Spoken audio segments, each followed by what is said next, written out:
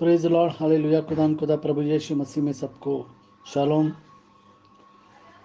सभी को जय मसीह की। खुदा जिस पर करुणा करना चाहता है उस पर करुणा करता है, और जिस पर अनुग्रह करना चाहता है, जिस पर दया करना चाहता है, उसी पर दया करना चाहता है, उसी पर दया करता है। और इसीलिए वचन में लिखा है कि इस सृष्टि के बनाने से पहले मैंने तुमको चुना है। और खुदा ने हमको चुना, हमने उसको नहीं चुना, बल्कि उसने हमको चुना है। आइए हम दुआ करें। खुदा प्रभु यीशु मसीह, हम तुझे धन्यवाद देते हैं कि तू हमारा प्रभु है और हम तेरे लोग हैं। तूने हमको चुना है तेरे काम के लिए, तेरे नाम के लिए।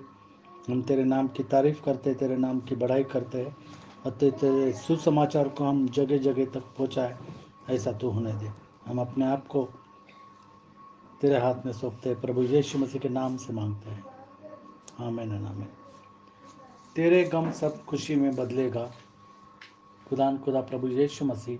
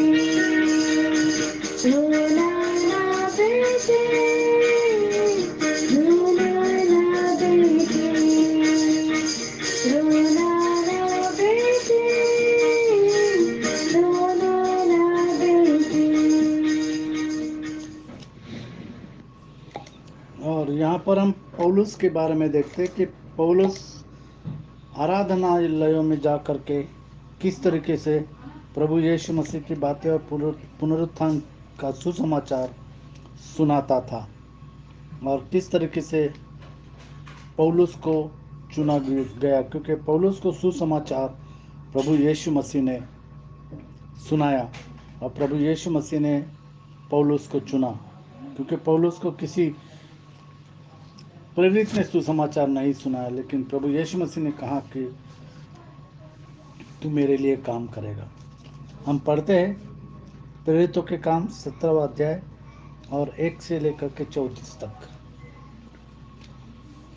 प्रेरितों के काम 17वां अध्याय और पहला वचन। फिर वे अम्फिपुलिस और अपुल्लोनिया होकर थिस्सलुनीके में आए, जहाँ यहूदियों का एक आराधनालय था। यहूदियों का आराधनालय, और हम जानते हैं कि शास्त्री और फरीसी जो थे वो प्रभु यीशु मसीह पर विश्वास नहीं करते थे, और यहाँ पर आराधनालयों में पौलुस जाता है। 2, पौलुस अपनी रीति के अनुसार और उनके पास अपनी गया। रीति के अनुसार, मतलब हमेशा पौलुस आराधनालयों में जाता था, अपनी रीति के अनुसार उनके पास गया उनके पास गया और 3 सप्ताह के दिन पवित्र शास्त्रों से उनके साथ वाद विवाद किया। पवित्र शास्त्रों के साथ विवाद किया। वह अपनी कहानी किससे नहीं सुनाता, बल्कि पवित्र शास्त्र की बातें उनको सुनाता था, और पवित्र शास्त्र की बातें उनको खोल खोल कर समझाता था। आज के तारीख में भी जब हम आराधनालय में जाते हैं तो लोग कहानी किस्सा ज़्यादा सुनाते हैं, और पवित्र शास्त्र से बातें बहुत कम होती है। हम विदेशियों में भी हम देखते हैं कि आराधनालय का जो वक्त होता है उसमें वचन के लिए सिर्फ 10 मिनट दिए जाएंगे, लेकिन सभा के बाद में चाय पानी और खाने पीने में और लोगों के साथ एक दूसरे के साथ मिलने में सारा वक्त गुजारते हैं, लेकिन वचन के लिए सिर्फ 10 मिनट, उससे ज़्यादा नहीं। तो यहाँ पर हम देखते हैं कि पौलुस जो है 3 में और उनका अर्थ खोल खोल कर समझाता था पवित्र शास्त्र से उनके साथ विवाद करता था, और उनका जो अर्थ बातें पवित्र शास्त्र में लिखी है उसका अर्थ खोल खोल कर समझाता था और बताता था कि कि मसीह को दुख उठाना और मरे हुओं में से जी उठना अवश्य था, और मसीह को दुख उठाना, क्योंकि प्रभु यीशु मसीह आपके और मेरे पापों के लिए मारा गया, और उसी के लिए प्रभु यीशु मसीह ने इस पृथ्वी के ऊपर जन्म लिया। हम जानते हैं कि मसीही जितने भी लोग हैं उनके लिए प्रभु यीशु मसीह का जन्म जो हुआ उससे बड़ा दिन ईस्टर का है, क्योंकि उस दिन प्रभु यीशु मसीह मुर्दों में से जी उठा, और उनका अर्थ खोल खोल कर समझाता था कि मसीह को दुख उठाना, क्योंकि प्रभु यीशु मसीह ने एक ही बार अपना खून क्रूस पर दे दिया। अब किसी को भी कुछ देने की जरूरत नहीं, केवल विश्वास करने की जरूरत है। और मरे हुओं में से जी उठना, वो मारा गया, गाड़ा गया, तीसरे दिन मुर्दों में से जी उठा, और मरे हुओं में से पहला फल खुदा प्रभु यीशु मसीह है। यह अवश्य था, और यही यीशु जिसकी मैं तुम्हें कथा सुनाता हूँ मसीह है। वही मसीह है, प्रभु यीशु मसीह वही मसीह है, वही प्रभु है, वही आदि है, वही अंत है, वही जो था, जो है और जो आने वाला है। उसके पहले न कोई था, उसके साथ में न कोई है, उसके बाद में न कोई रहेगा। वही जो मसीह है। और लोगों को पौलुस इस बात को समझाता था कि केवल खुदा प्रभु यीशु ही मसीह है, क्योंकि हम जानते हैं कि जो यहूदी है वो अब तक मसीह के लिए रुके हुए हैं, लेकिन हम जो मसीह लोग हैं हम जानते हैं कि 2000 साल पहले प्रभु यीशु मसीह दुनिया में आया, और वो जो आने वाला मसीह जिसके बारे में नबियों ने बातें की है, वो खुदा प्रभु यीशु मसीह ही है। 4, उनमें से कितनों ने और भक्त यूनानियों में से बहुतों ने और बहुत सी कुलीन स्त्रियों ने मान लिया, उन्होंने विश्वास किया। आज हम देखते हैं कि जब हम बातें करते हैं कि परमेश्वर एक ही है, लोग मानते नहीं है। जब हम बातें करते हैं कि बपतिस्मा प्रभु यीशु मसीह के नाम का है, लोग इस बात को मानते नहीं। जब पौलुस ने प्रचार किया और सुसमाचार सुनाया, तो काफी लोगों ने उस बात को माना और पौलुस और सीलास के साथ मिल गए। और पौलुस और सिलास के साथ मिल गए। अगर आप देखेंगे कि प्रभु यीशु मसीह के नाम का बपतिस्मा लेने वाले लोग आज बहुत कम है, क्योंकि लोग हटीले हो गए हैं और वो इस वचन को मानते नहीं है। क्योंकि वो परंतु परंपरा से जो आया है वो उसी के ऊपर चल रहे हैं। वचन जो कहता है उस पर उनको चलना नहीं है। 5, परंतु यहूदियों ने डाह से भरकर बाजारू लोगों में से कुछ दुष्ट मनुष्यों को अपने साथ में लिया और भीड़ इकट्ठी करके नगर में हुल्लड़ मचाने लगे और और लोगों को यासोन खरीद लिया और हुल्लड़ मचाने लगे। और यासोन के घर पर चढ़ाई करके उन्हें लोगों के सामने लाना चाहा। उन्हें वहां न पाकर वे यह चिल्लाते हुए यासोन और कुछ भाइयों को नगर के हाकिमों के सामने खींच लाए। ये लोग जिन्होंने जगत की को उल्टा पुल्टा उल्टा पुल्टा कर कर दिया दिया है। है, हम यहाँ भी जानते आ हैं कि गए प्रभु हैं। यीशु मसीह के चेले केवल 12 थे और उन्होंने सारे जगत को उल्टा पुल्टा कर दिया। आज मसीह पूरे जगत में एक नंबर है, सारे पृथ्वी को उल्टा पुल्टा कर दिया वचन के द्वारा। तो लोगों का नंबर जो है वो इम्पोर्टेंट नहीं है, परमेश्वर का सामर्थ इम्पोर्टेंट है। और वो कहने लगे कि जगत को उल्टा पुल्टा कर दिया है, यहाँ भी आ गए हैं। यहाँ भी आ गए है। यासोन ने उन्हें अपने यहाँ उतारा है। ये सब के सब यह कहते हैं कि यीशु राजा है और कैसर की आज्ञाओं का विरोध करते हैं। उन्होंने लोगों को और नगर के हाकिमों को भी यह सुनाकर घबरा दिया। इसलिए उन्हें यासोन और बाकी लोगों से मुचल मुल मुचलका लेकर उन्हें छुड़ा दिया उन्हें उन। छोड़ दिया। और यहाँ पर मतलब उनके प्राइस जो है वो लेकर के, पैसे लेकर के उनको छोड़ दिया। भाइयों ने तुरंत रात पौलुस और सिलास को बिरोबिया बिरो बिरिया। बिरोयो बिरिया भेज दिया और वे वहां पहुंचकर यहूदियों के आराधनालय में गए। और वे फिर लोग एक बार वापस वो यहूदियों के आराधनालय में गए। हम जानते हैं कि अगर किसी और को ऐसा किया होता तो दूसरे दिन शायद वो नहीं जाते, लेकिन यहाँ पर फिर एक बार पौलुस यहूदियों के आराधनालय में जाता है, क्योंकि परमेश्वर ने उसको यहूदियों के लिए और अन्य जातियों के लिए और राजाओं के लिए चुना था। ये लोग तो थिस्सलुनीके यहूदियों से भले थे और उन्होंने बड़ी लालसा से वचन ग्रहण किया और और वचन प्रतिदिन ग्रहण किया, उन्होंने बड़ी लालसा से वचन के ऊपर विश्वास किया और वचन को ग्रहण किया। और प्रतिदिन पवित्र शास्त्रों में ढूंढते रहते थे कि ये बातें यूं ही है कि नहीं। और वो इसलिए टटोलते थे और देखते थे कि जो पौलुस कह रहा है, वो ढूंढते थे और वो देखते थे कि बातें सही में ऐसा लिखा है कि नहीं लिखा है।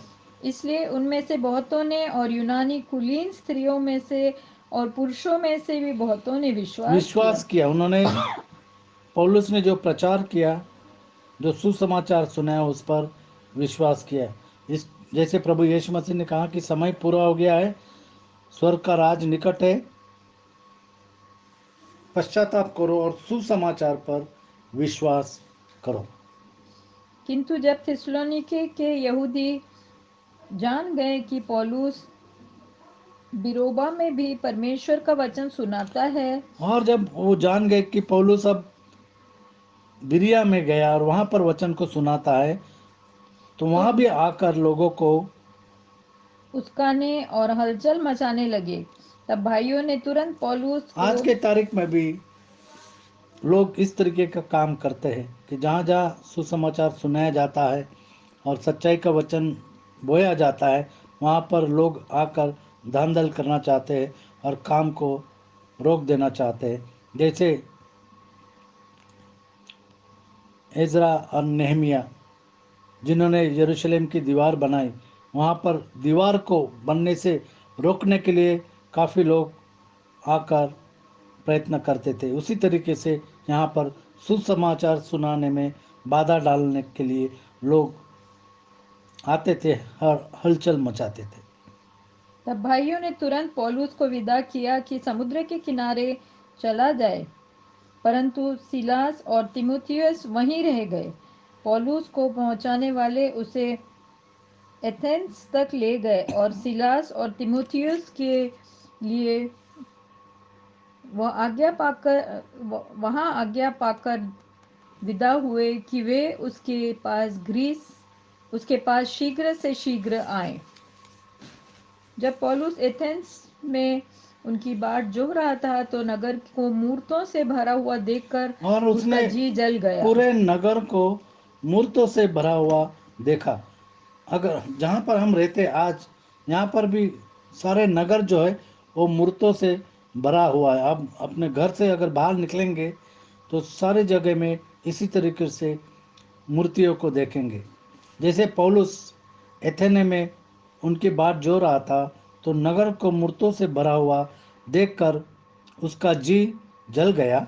अतएव आराधनालय में यहूदियों और भक्तों से और चौक में जो लोग उससे मिलते थे उनसे हर दिन वाद विवाद किया करता वाद था। विवाद किया करता था, क्योंकि वो जानता है कि मूर्तों के आँख तो है लेकिन वो देख नहीं सकते, मुंह तो है लेकिन बोल नहीं सकते, कान तो है लेकिन सुन नहीं सकते, क्योंकि तब ऐसे ही लोगों ने उसको बनाया है। तब तब इपिकुरी और स्तोई की दार्शनिकों में से कुछ उससे तर्क करने लगे तर्क और करने कुछ लगे, ने वाद कहा, विवाद करने लगे।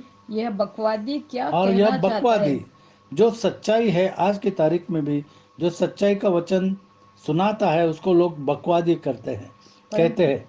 परंतु दूसरों ने कहा, वह अन्य देवताओं का प्रचारक मालूम पड़ता है, अन्य क्योंकि देवताओं का प्रचारक मालूम पड़ता है। क्योंकि वह यीशु का और पुनरुत्थान का सुसमाचार सुनाता प्रभु था। यीशु मसीह का और पुनरुत्थान का सुसमाचार पौलुस सुनाता था। जैसे पहला कुरिन्थियों 1:18 में लिखा है कि क्रूस की कथा तो नाश होने वाले के लिए मूर्खता है, लेकिन परमेश्वर पर जो विश्वास रखते हैं उनके लिए परमेश्वर की सामर्थ है। प्रभु यीशु मसीह पर विश्वास रखने वाले में परमेश्वर की सामर्थ है। पहला कुरिन्थियों 1:18।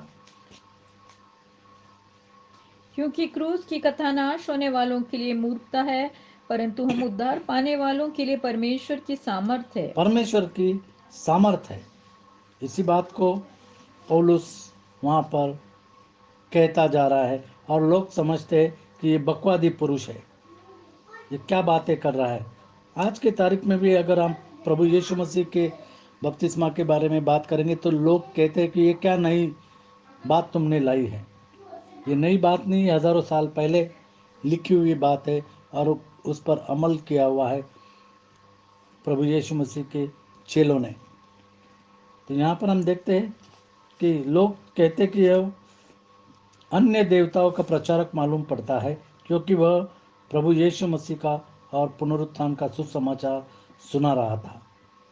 तब वे उसे अपने साथ अरियुपगुस पर ले गए और पूछा, क्या हम जान सकते हैं कि यह नया मत जो तू यह नया सुनाता है मत, यह नया मत, यह नई डॉक्ट्रिन क्या है, ये क्या नया है, मत क्या है। क्योंकि तू अनोखी बातें हमें सुनाता है। ये काफ़ी लोगों को अनोखी बातें सुन पड़ती है, क्योंकि पहले से हम जानते हैं कि लोग बलिदान चढ़ाते थे। अब बलिदान चढ़ाने की ज़रूरत नहीं, ये अनोखी बात है। काफ़ी लोग जानते हैं कि काफ़ी लोग चढ़ावा चढ़ाया करते हैं, लेकिन आज किसी को फूल, अगरबत्ती और किसी चीज़ का चढ़ावा देने की ज़रूरत नहीं है, क्योंकि खुदा प्रभु यीशु मसीह ने अपने आप को आपके और मेरे पापों के लिए क्रूस पर दे दिया। क्योंकि तू अनोखी बातें हमें सुनाता है, इसलिए हम जानना चाहते हैं कि इनका अर्थ क्या है। जानना चाहते हैं, जैसे कि हम जानते हैं कि कई लोग नहीं जानते कि वो नहीं जानते, कई लोग जानते हैं कि वो जानते हैं, कई लोग जानते हैं कि वो नहीं जानते, इसके लिए जानना चाहते। तो यहाँ पर लिखा है इसलिए हम जानना चाहते। तो ये लोग जानते कि वो नहीं जानते, इसके लिए वो जानना चाहते कि इनका अर्थ क्या है। इसलिए कि सब एथेन वासी और परदेसी को जो वहाँ रहते थे, नई नई बातें कहने और सुनने के सिवाय और किसी काम में समय नहीं बिताते थे। वो तब हमेशा पौलुस नई ने नई बातों को सुनना चाहते थे। तब पौलुस ने अरियुपगुस के बीच में खड़ा होकर कहा, हे और एथेंस के यहाँ पर हम लोगों, देखते कि पौलुस खड़ा हो गया और उसने कहा, हे एथेंस के लोगों, मैं देखता हूँ कि तुम हर बात में देवताओं के बड़े तुम मानने हर वाले हो। बात में देवताओं के बड़े मानने वाले हो। क्योंकि मैं फिरते हुए जब तुम्हारे पूजने की वस्तुओं को देख रहा था, तो एक ऐसी वेदी भी पाई जिस पर लिखा था अनजाने ईश्वर और के वहां लिए। पर एक वेदी थी जहां पर लिखा था कि अनजाने ईश्वर के लिए। इसलिए वह जिसे कुछ उस वेदी के ऊपर देना चाहते, लेकिन वो नहीं जानते कि किसको देना चाहते। इसलिए अनजाने ईश्वर के लिए, इसलिए जिसे तुम बिना जाने पूछते हो, मैं तुम्हें उसका उसका समाचार सुसमाचार सुनाता हूँ। सुनाता हूँ, पौलुस कहता है। जिस परमेश्वर ने पृथ्वी और उसकी सब वस्तुओं को बनाया, आदि वह में स्वर्ग वचन था, वचन परमेश्वर के साथ था और वचन परमेश्वर था, और उसी वचन के द्वारा परमेश्वर ने सारी सृष्टि को बनाया। जिस परमेश्वर ने पृथ्वी और उसकी सब वस्तुओं को बनाया, वह स्वर्ग और पृथ्वी का स्वामी होकर हाथ के बनाए हुए मंदिरों में नहीं रहता, नहीं रहता है। न किसी वस्तु की आवश्यकता के कारण क्योंकि मनुष्यों हम के। जानते हैं कि हमारा जो शरीर है वह परमेश्वर का मंदिर है। किसी हाथ के बनाए हुए पत्थर के और ईंट के मंदिरों में परमेश्वर नहीं रहता है। न किसी वस्तु का प्रयोजन रखकर, न किसी वस्तु की आवश्यकता के कारण मनुष्यों के हाथों की सेवा लेता है, क्योंकि वह स्वयं ही सबको जीवन और श्वास और सब कुछ देता है। सबको जीवन और श्वास और सब कुछ देता है। क्योंकि परमेश्वर ने आदम को बनाया, अपने स्वरूप बनाया और उसके अंदर श्वास फूंक दिया और आदम जीवित हुआ। खुदा प्रभु यीशु मसीह कहता है कि पुनरुत्थान और जीवन मैं हूँ। केवल खुदा प्रभु यीशु मसीह के द्वारा हम जीवित रह सकते हैं। आज जो हम जीवित है क्योंकि हम खुदा से लिपटे हुए हैं। जीवन और श्वास और सब कुछ देता है। उसने एक ही मूल से मनुष्यों की सब जातियां सारी पृथ्वी पर रहने के लिए बनाई है, और उनके ठहराए हुए समय और निवास की सीमाओं को इसलिए बांधा है कि वे परमेश्वर को ढूंढें, कदाचित उसे टटोल कर पाएं। तो भी वह हम में से किसी से दूर नहीं, क्योंकि हम उसी में जीवित रहते क्योंकि हम उसी में जीवित रहते हैं। खुदा प्रभु यीशु मसीह में जीवित रहते हैं और चलते फिरते और चलते फिर जीवित रहते हैं, इसके लिए चलते फिरते हैं और स्थिर रहते और हैं। विश्वास के अंदर और वचन के अंदर और डॉक्ट्रिन के अंदर स्थिर रहते हैं। जैसे तुम्हारे कितने कवियों ने भी कहा है, हम तो उसी के वंशज हैं। अतः परमेश्वर का वंश होकर हमें यह समझना उचित नहीं कि ईश्वरत्व सोने या रुपये या पत्थर के समान है, अगर हम परमेश्वर के वंश है तो हम जानते हैं कि ईश्वरत्व सोने या रुपये या पत्थर के समान नहीं है, जो मनुष्यों की कारीगरी और कल्पना में गढ़े हों। इसलिए परमेश्वर ने अज्ञानता के समयों पर ध्यान नहीं दिया, पर अब हर जगह सब मनुष्यों को मन फिराने की आज्ञा मन देता फिराने है। की आज्ञा दी है। हम जानते हैं कि वचन में लिखा है कि पश्चाताप करो और वचन पर विश्वास रखो। मन फिराने के बाद, जैसे हम प्रेरित 2:37 और 38 में लिखा है, क्या लिखा है?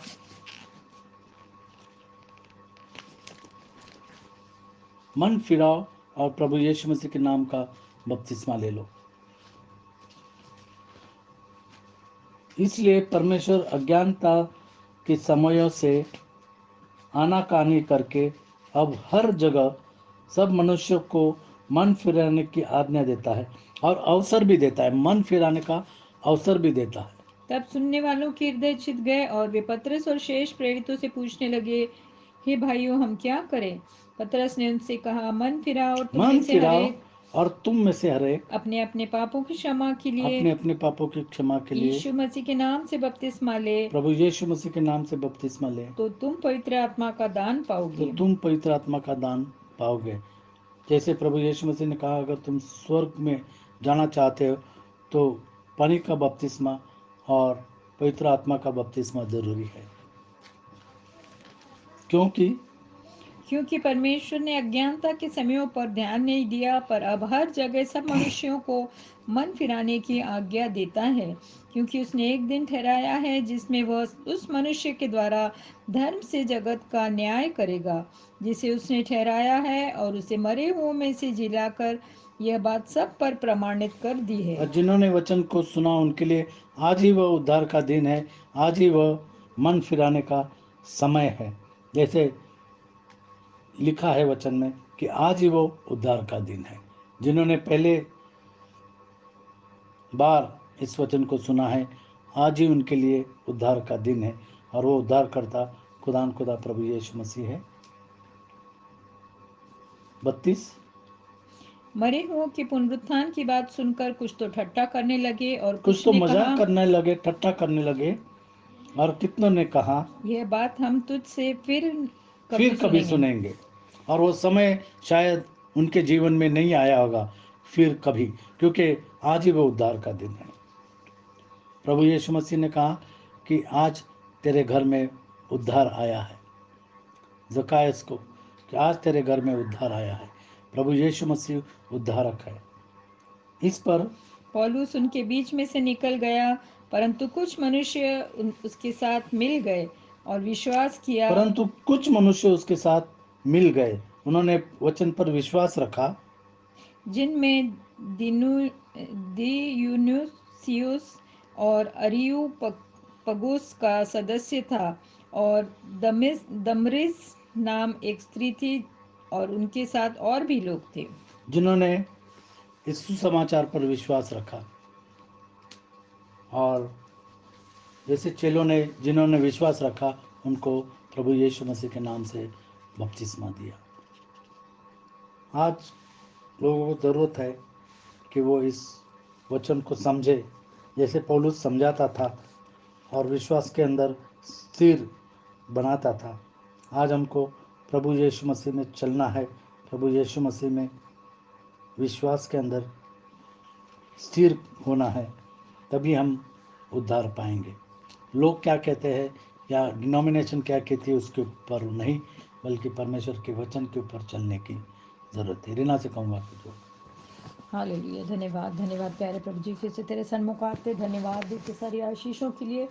तू बार बार अपने वचन से हमसे बोलता और बातचीत करता है। हाँ प्यारे प्रभु जी, तू नहीं चाहता कि हम अनजाने ईश्वर के और जो वचन में नहीं दिया गया ऐसे ईश्वरों की उपासना नहीं करें। हाँ प्यारे प्रभु जी, तू चाहता है कि आज जैसे पौलुस ने उनको वचन सुनाया और उनसे कहा कि आज ही उद्धार का दिन है, और कितने लोगों ने नहीं माना और कहा फिर कभी सुनेंगे, और शायद उनको फिर कभी वो मौका नहीं मिला। हाँ प्यारे प्रभु जी, सचमुच में काश कि हम में से हर एक ये जान ले कि यदि हम सारे जगत को प्राप्त करें और अपने प्राण की हानि उठाएं तो कुछ भी लाभ नहीं होगा।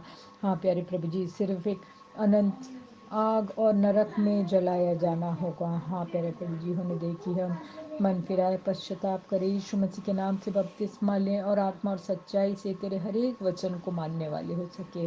सारे सुनने वाले भाई बहनों के साथ तो हर एक को तू आशीष और बरकत दे।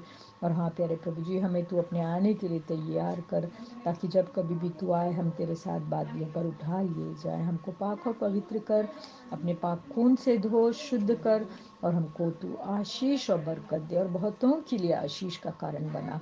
होने दे कि हम जगत के अंत तक तेरी गवाही देने वाले हो सके, तेरे वचन का प्रचार करने वाले हो सके। सारे भाई बहनों को तेरे रक्षाकारी हाथ में सौंपते हुए और तेरे सुंदर वचनों के लिए धन्यवाद देते हुए, और इस ग्रुप के हर एक वक्ता के लिए तुझसे प्रार्थना करते, हर एक को तो आशीष और बरकत दे, जो तेरी सच्चाई को हर जगत के हर कोने तक पहुंचाने में सहयोग कर रहे हैं। हाँ प्यारे प्रभु जी, लोग न माने लेकिन हम सब तेरे नाम का, तेरी सच्चाई का प्रचार अंत तक करते रहेंगे। हाँ प्यारे प्रभु जी, हर एक को आशीष और बरकत दे। सारी बातों के लिए तेरा धन्यवाद करते हुए छोटी सी विनती को यीशु मसीह के पाक पवित्र मीठे और उद्धार देने वाले नाम में मांगती हूँ, सुनो और कबूल करो। आमीन। आमीन। खुदा प्रभु यीशु मसीह आपको आशीषित करे।